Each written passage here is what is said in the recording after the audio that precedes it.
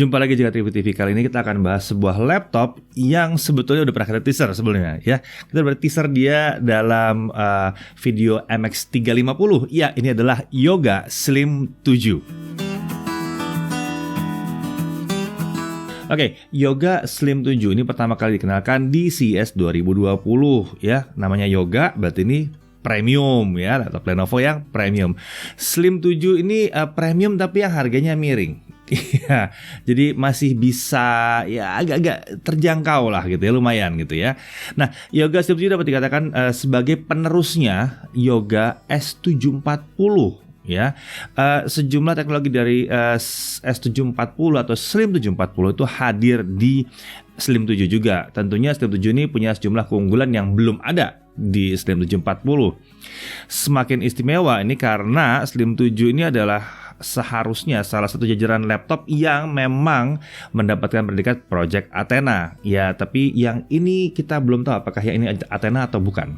Oke, mari kita lihat dulu dari spesifikasinya. Yang pertama, dia menggunakan Core i5 1035G1 ya, codename Ice Lake. Ini Ice Lake yang 10 nanometer, TDP 15 watt, 4 core, 8 thread, base clock 1 GHz, maksimum turbo boost clock sampai 3,6 GHz dengan 6 MB Intel Smart Cache ya. RAM-nya 8GB LPDDR4 X3200 MHz dan ini dual channel. Nah, memang sayangnya RAM ini adalah RAM on board, jadi tidak bisa di-upgrade lagi. Tapi 8GB dual channel itu udah oke banget, terutama karena dia sudah pakai SSD 512GB ya. Ini adalah SSD 512GB NVMe PCIe. Nah, untuk discrete graphics dia menggunakan Nvidia GeForce MX 350 2GB GDDR5 MX terbaru dari Nvidia. Kalau kalian mau tahu performanya, pembahasannya sudah ada video sebelumnya di search di tempat kami tentang MX 350. Itu diambil dari laptop yang satu ini ya. Kemudian untuk integrated graphics dia menggunakan Intel UHD Graphics dengan 32 execution unit ya. IGP-nya ini aktif, jadi bisa dimanfaatkan akselerasinya untuk software tertentu yang emang bisa pakai dia. Bahkan bisa pakai dua-duanya antara si integrated graphics dengan MX350-nya. Nah, pada menu BIOS itu ada opsi graphics device dengan pilihan switchable graphics. Jadi dua-duanya aktif, atau UMA graphics, hanya GPU Intel yang aktif. Nah, pada saat kalian mau pakai Thunderbolt-nya, belum sebutin dia pakai Thunderbolt. Kalau dia pakai external graphics Thunderbolt, ya ini akan memudahkan kalau kita set UMA graphics supaya sistem tidak bingung itu mau pakai sistem grafis yang mana, karena jadi ada 3 grafis di situ ya. Jadi bisa di switch aja langsung ke Intelnya, lalu supaya MX350 tidak dipakai dan pakai grafis eksternal yang lebih kencang. Misalnya butuh seperti itu. Oke, untuk body ini form factor-nya clamshell atau laptop yang klasik. Materialnya aluminium, ringan tapi kokoh ya. Desainnya ini mirip banget sama Slim series yang sebelumnya lah. S940, S740 mirip banget. Walaupun begitu, elemen dari Yoga C940 itu juga kelihatan muncul di sini dengan adanya sudut membulat di posisi tombol power dan sisi samping. Secara keseluruhan penampilannya Yoga Slim 7 ini kelihatannya elegan dan mewah. Untuk warna adanya cuma satu warna, ada slate gray. Dimensi itu panjangnya 32 cm, lebar 20,8 cm dengan ketebalan hanya 1,49 cm. Untuk bobotnya, laptop ini 1,44 kg. Ya, sedikit tinggi karena memang ada MX350-nya di situ ya. Chargernya 309 gram. Nah, charger unik 95 watt dengan konektor USB Type-C ya. Dapat digunakan untuk charging smartphone kalau perlu. Untuk display, layarnya layar 14 inci Full HD 1920x1080 ya, 100% sRGB dan 300 nits, jadi cukup cerah. Bingkai layarnya tipis ya, lumayan tipis di sini. Sisi atas dan bawahnya pun tergolong tipis. Nah, Lenovo menempatkan sebuah kamera 720p 30 fps yang pintar di area bingkai atas. Sementara untuk permukaan layar ini memang glossy, jadi membuat tampilan-tampilan kalau buat nonton tuh cerah banget gitu ya. Kemudian layar ini juga bisa dibuka lurus 180 derajat. Untuk sisi audio dia menggunakan Dolby Atmos speaker system dengan 2 sistem speaker tempatkan di sisi samping kanan kiri nih, samping kanan kiri gini. Jadi di samping kanan kiri keyboard, jadi menghadap ke kita langsung gitu ya. Audio profilnya bisa diatur dari software Lenovo Vantage. Kualitas suaranya oke dan kenceng, ini lantang sekali. Ini mengingatkan kami pada Yoga C940 yang lantang banget suaranya ya. Tapi bentuk speakernya beda sama C940, cuman ya lantang. Oke, kita masuk ke dalam konektor dan tombol. Mari kita lihat di sebelah kiri ada satu USB Type-C DC in. Iya, bentuknya Type-C tapi hanya buat nge-charge. Ini hanya buat nyuplai listrik ke laptop ya. Lalu ada satu HDMI, satu Thunderbolt 3.0. Ini dukung transfer data di mode USB 3.2 Gen 2. Wow, luar biasa ya. Kemudian ada power delivery dan display port. Jadi dia support macam-macam port yang satu ini. Ini sebetulnya cukup mengejutkan bagi kami untuk nemu port Thunderbolt 3.0 di laptop yang harganya semiring ini. Yang lain-lain di harga segini tuh nggak punya biasanya. Ini berarti pengguna dapat memadukan laptop ini dengan eGPU Thunderbolt 3 kalau mau ya. Nanti kita coba aja di pengujian ya. Kemudian ada satu 3.5 mm audio combo jack. Nah, di sisi kanan kita ada micro SD card reader, ada dua USB 3.2 Gen 1 dan ada power button atau tombol powernya. Untuk konektivitas dia menggunakan modul Intel Wi-Fi 6 AX201. Jadi ini Wi-Fi 6 ya. Ini sudah mendukung multi user MIMO dan gigabit Wi-Fi. Kemudian untuk versi Bluetooth-nya ini Bluetooth versi 5.1. Udah paling canggih deh ini kalau konektivitas wireless dia udah paling canggih untuk Wi-Fi dan Bluetooth-nya. Untuk keyboard, desain dan layoutnya khas Lenovo Yoga. Ini enak banget buat ngetik nih. Ya, Lenovo gimana sih biasanya keyboardnya emang enak-enak buat ngetik gitu ya. Backlit-nya ada, dan ini backlit putih. Ada dua tingkat kecerahan yang bisa di-set dengan tekan tombol function dengan spacebar. Untuk touchpad itu sejajar dengan spacebar, jadi enak banget makainya. Ngetik nggak terganggu ya sama touchpad, nggak kena-kena gitu. Dan dia menggunakan Windows Version Driver, jadi makainya enak banget. Kemudian dari sisi security kita bisa lihat dia menggunakan Smart Infrared Camera. Jadi biometrik loginnya itu pakai Smart Infrared Camera. Oh ya, kamera ini bisa dimatikan juga dari software Lenovo Vantage ya. Jadi kalau merasa tidak aman, ini ada softwarenya, kalian bisa matikan si kamera ini. Oke, sekarang mari kita uji kemampuan Smart Infrared Camera di Lenovo Yoga Slim 7 nih. Kamera infrared pada laptop itu kan umumnya untuk login biometrik wajah, udah gitu doang, atau buat ya video conference misalnya ya. Tapi kalau kamera infrared di Lenovo Slim 7 ini agak beda, ini canggih dan pintar. Di software Lenovo Vantage itu ada fitur yang namanya Smart Assist. Nah, ini kemampuannya ya. Kameranya bisa mendeteksi keberadaan pengguna depan laptop. Saat pengguna menjauh atau tidak berada depan laptop, laptop akan meredupkan layar dan kemudian masuk ke mode modern standby dan mengunci laptop, membuat laptop jadi lebih hemat daya dan aman. Setelah pengguna kembali berada di depan laptop, kamera infrarednya itu secara otomatis akan mendeteksi keberadaan pengguna dan melakukan proses login dengan biometrik wajah jika diperlukan ya. Laptop kembali hidup dan dapat digunakan tanpa perlu menekan tombol apapun. Jadi ya simply kalian balik aja, nanti langsung kedeteksi, langsung nyala lagi gitu ya. Fitur Smart Assist juga dapat diatur agar otomatis melakukan pause saat nonton video jika pengguna meninggalkan atau menjauhi laptop. Jadi kalau dia nggak lihat ada kalian, ya videonya langsung pause dulu, berhenti dulu sebentar gitu ya. Nah, Lenovo Yoga Slim 7 ini juga dilengkapi dengan software Glance by Mirametrix. Ini juga unik ya, yang buat kamera infrared laptop ini jadi makin pinter. Ada namanya Snap Windows. Dengan fitur ini pengguna dapat memindahkan posisi Windows dari layar laptop ke layar eksternal atau sebaliknya, cukup dengan mengarahkan pandangan aja. Jadi dilirik aja pindah tuh Windowsnya tuh dari laptop ke layar tambahannya gitu. Ada Smart Pointer sama seperti Smart Windows, tapi yang dipindahkan adalah posisi kursor mouse. Kemudian ada Smart Display. Nah, dengan fitur ini layar tuh akan di-blur pada saat muka pengguna tuh tidak mengarah ke layar gitu ya, atau saat lagi noleh ya. Bahkan saat menggunakan dua layar ya, tampilan pada satu layar tuh akan di-blur pada saat muka pengguna tidak menghadap layar tersebut. Ini menarik sekali memang, jadi nggak gampang diintip. Nah, ada juga privacy guard. Jadi kamera infrarednya akan aktif mendeteksi orang lain di sekitar pengguna. Jadi kalau misalnya ada yang muncul tiba-tiba ngintip gitu ya, ngintip itu langsung akan terjadi blur pada layar. Jadi supaya kerjaan kalian tuh nggak gampang diintip sama orang lain ya. Lalu ada privacy alert. Ini cocok dikombinasikan dengan fitur privacy guard. Fitur ini membuat laptop menampilkan icon notifikasi jika ada pengintip. Posisi icon akan muncul di kanan atas layar jika pengintip ada di sisi kanan, atau kalau misalnya dari kiri ya akan muncul di sebelah kiri gitu. Jadi kita tahu yang ngintip dari sebelah mana. Nah, fitur satu lagi yang menarik sekali adalah posture warning. Fitur ini menampilkan notifikasi menunjukkan posisi pengguna yang terlalu dekat dengan laptop, sehingga membuat tulang punggung terlalu menekuk. Jadi kalau misalnya kita ngebungkuk gitu, dia tahu. Oh, dibilang, "Hei, jangan bungkuk, yang tegap, biar nggak sakit." hari gini ya memang laptop juga harus pintar jaga-jaga penggunanya. Oke, kita langsung masuk ke performance aja. Kalian pasti udah pengen tahu performance seperti apa ya. Jadi ada menu Power Smart Setting di software Lenovo Vantage yang bisa mengatur performance profile ya. Ada pilihannya Intelligent Cooling, ada Extreme Performance, ada Battery Saving juga di situ. Pengguna juga dapat dengan mudah pindah antara mode dengan menekan tombol Function plus Q ya. Jadi FN plus Q.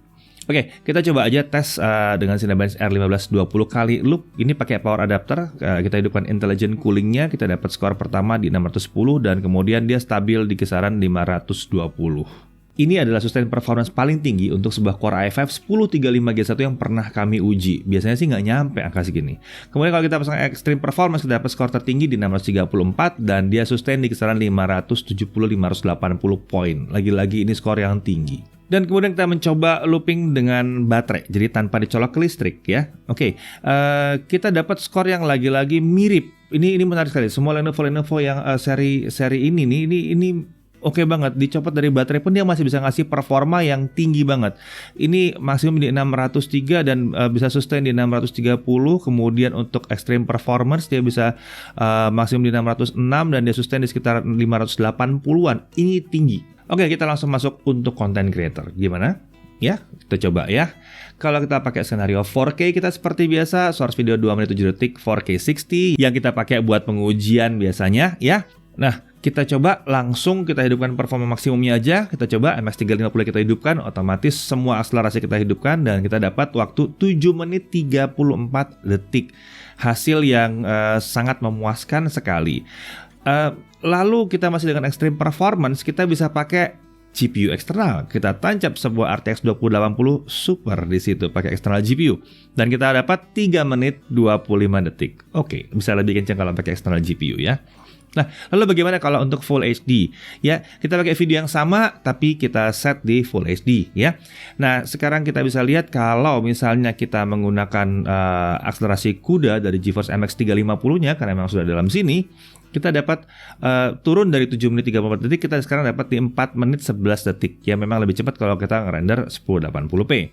Dan kalau kita pakai eksternal GPU, pekerjaan ini hanya selesai dalam waktu 1 menit 3 detik saja. Nah, bagaimana dengan gaming? Ya, gaming dengan MX 350 kita udah pernah tes, pakai extreme performance juga kita udah pernah tes.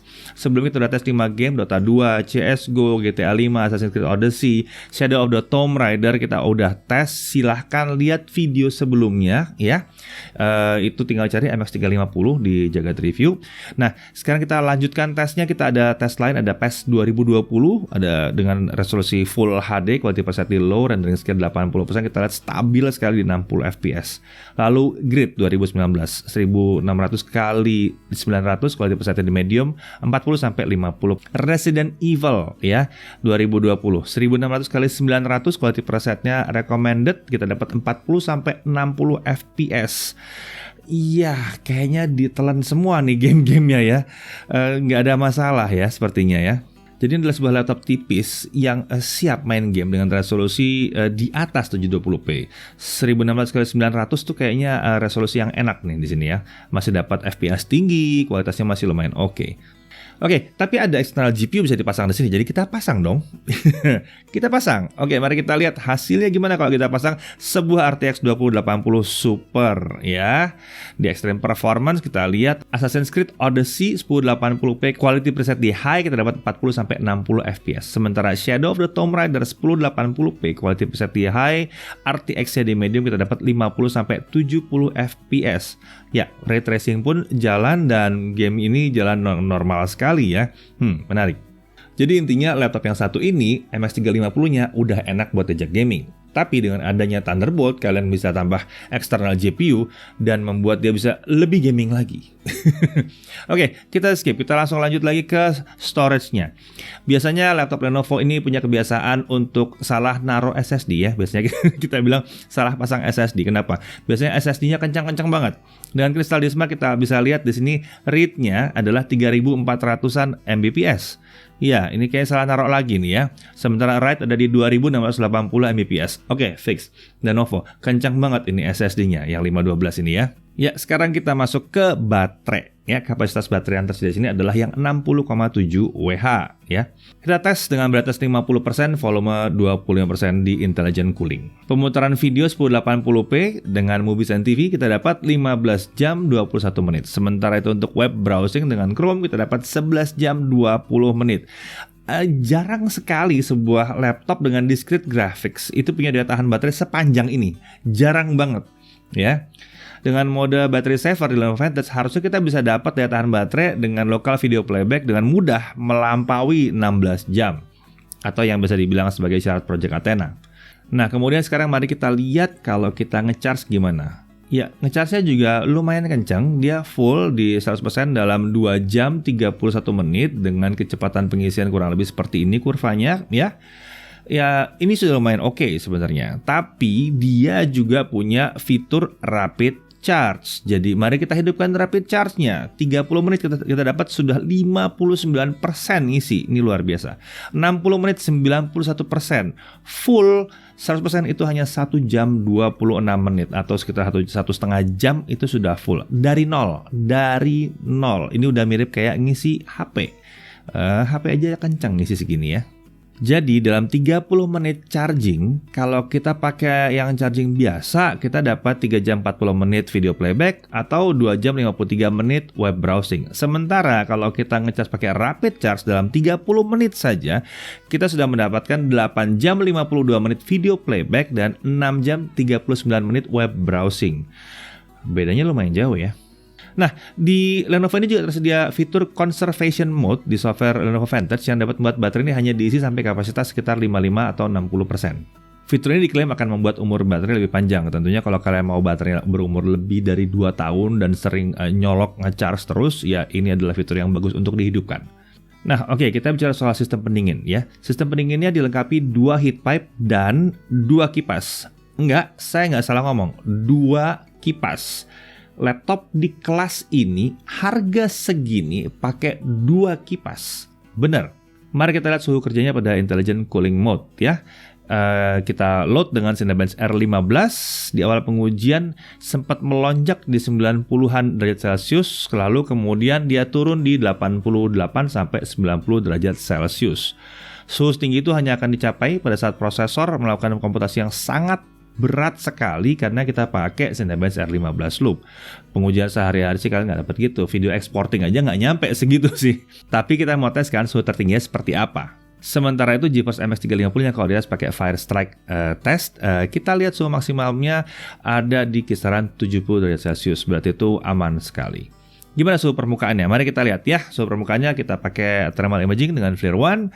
Kita lihat area paling panas ditemukan di area tengah keyboard. Menariknya titik paling panas suhu permukaan ini masih terjaga di kisaran 40 derajat Celcius. Padahal itu dalam kondisi paling panas yang kita udah simulasikan di sini ya. Area palm rest itu masih tetap di bawah 35 derajat Celcius. Tentunya suhu setinggi ini hanya bisa terjadi pada saat kalian mau melakukan komputasi yang sangat berat seperti rendering 3D ya. Ya, kalau kalian iseng rendering 3D di sini, kemungkinan besar dalam waktu setelah setengah jam kalian akan menemukan suhu seperti itu. Tapi ya berarti nggak ada masalah ya. Tetap aja suhunya nggak tinggi-tinggi banget. Kita masih pernah lihat laptop-laptop yang lebih tinggi dari itu suhunya. Nah, di aktivitas yang ringan, suhu bodinya sih adem-adem aja nih. Anteng ya, nggak ada masalah. Oke, tentu kalian mau nanya harganya berapa? Unit yang kami uji ini adalah yang versi Core i5. Ada di kisaran 13 jutaan. Mau komplain berarti, wah bang katanya 13 jutaan, kan itu kan 13.999.000, harusnya bilang 14 juta. Kenapa kami bilang 13 jutaan? Karena 13.999.000 itu adalah harga dari Lenovo. Kalau ada kemungkinan kalian bisa menemukan harganya di bawah itu, jadi tetap memang masuk di akal, itu namanya 13 jutaan. Selain itu dalam bahasa Indonesia 13, sekian itu artinya 13 jutaan memang. Sejujurnya kita sih nggak percaya harga serendah ini. Terlebih kita lihat ada kemampuan baterainya yang luar biasa, MX 350, Thunderbolt 3, dan memenuhi banyak aspek dari Project Athena. Oke, kalau kalian merasa bahwa ini kurang kenceng, masih ada varian lain yang menggunakan Core i7 1065G7 RAM 16GB dengan SSD 1TB. Ya nggak kurang gede SSD-nya, 1TB. GeForce MX 350 layar Full HD yang sama juga layar Full HD-nya ya. Harganya ada di 17 jutaan atau 17.999.000.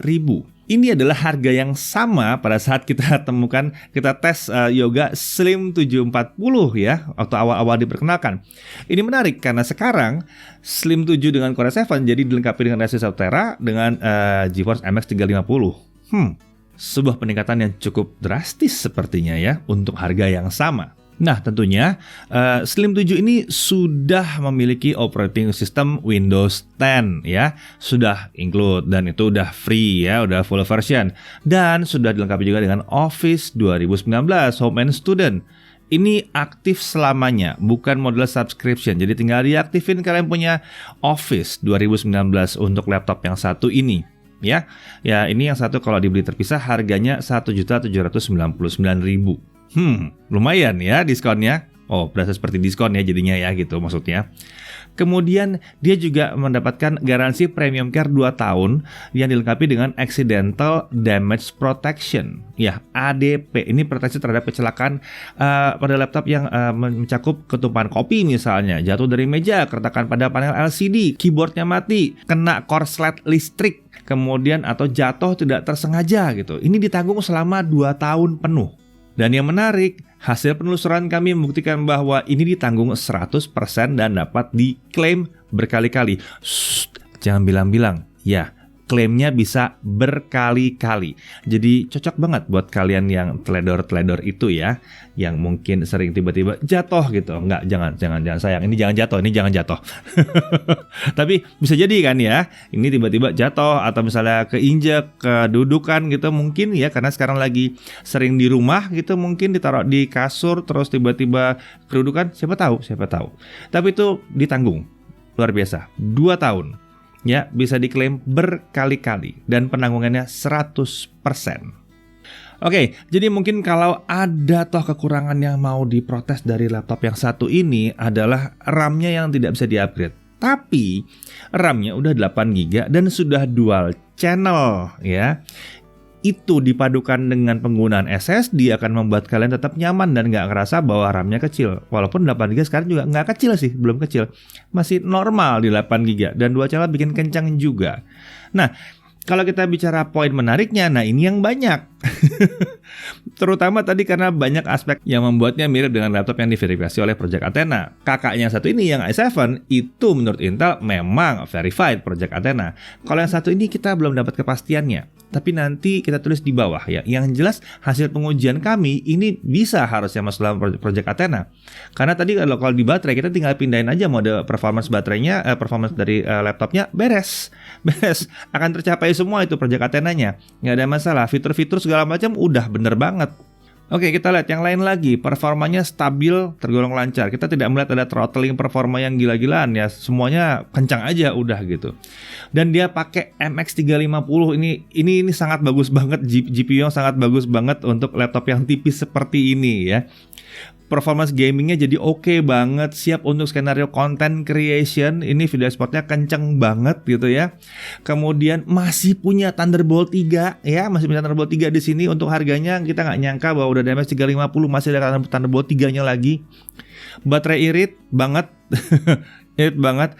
Pengisiannya bisa super cepat kalau dibutuhkan karena ada rapid charge gitu. Tapi buat kalian yang sering pakai stasioner itu ada conservation mode yang bisa katanya bisa membuat baterai jadi panjang umurnya. Suhu body juga tergolong rendah ya di mode intelligent cooling. Kamera infrarednya canggih luar biasa kamera infrarednya. Wi-Fi-nya sudah Wi-Fi 6, sudah Bluetooth 5.1 juga. Kemudian dapat Office yang nilainya lumayan oke, 1.799.000 nilainya, digratisin di sini. Garansi premium 2 tahun, ada Accidental Damage Protection yang kalau kalian teledor dia diklaim berkali-kali juga nggak ada masalah. Dan datang dengan harga yang sangat menarik sekali. Laptop ini mungkin akan membuat beberapa brand lain terpaksa menurunkan harga laptopnya. Karena susah banget nemu laptop yang di bawah 14 juta dan sudah dilengkapi dengan semua fitur-fitur ini. Sepertinya ini akan jadi standar ke depannya. Sebuah laptop di antara 10 sampai 15 juta itu harus bisa minimum seperti ini. GPU-nya ada kencang, ada Thunderbolt-nya, baterainya irit. Wow, good luck buat yang lainnya. Saya Deddy Irfan, Jagat Review TV.